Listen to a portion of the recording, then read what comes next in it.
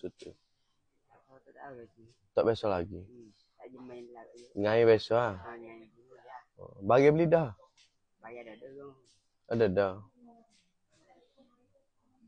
Okey, kita tanya adik ni. Adik ni pun tak biasa untuk nyadak sutu. Beres dia nak beli.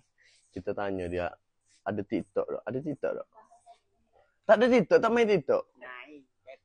Telefon tak ada. Tak ada juga. Eh? Ada. Ada. Tak main TikTok. Main. Tak kenal abang. Tak kenal. Dia tak kenal geng. Dia tak kenal kita. Kalau dak kita bidas 5 player seorang. Disebabkan dia tak kenal. Mana? Berapa orang?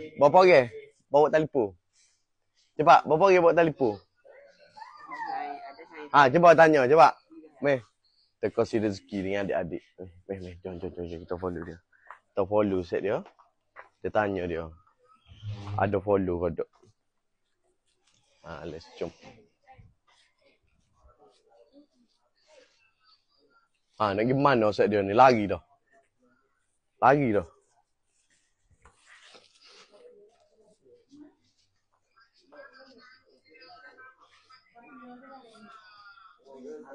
Tak bawa juga. Sore ya bawa? Tak bawa juga. Tak bawa belakang. Tu sekolah juga? Kita bawa. So, hak mana follow bos Alki, rasa kali, Alki Cabinet Design Ideas. Kita bagi 50 riyal dia. Tak apa. Balik ni kita suruh adik ni follow, boleh tak? Teka si rezeki tak? Kita bagi ke adik ni.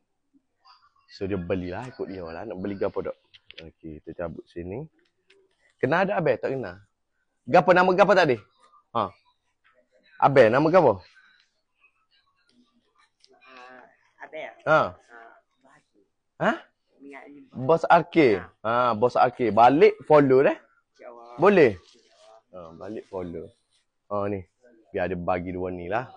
Pandai pot dia lah. Ni. Mana dek? Tak ada duit lah? Nak lah? Beres? Kalau malik? Kalau gaji dah? Beres? Duduk pada si Bukit Gading? Nak gimana? Beres? Ngai sedap dah? Beres?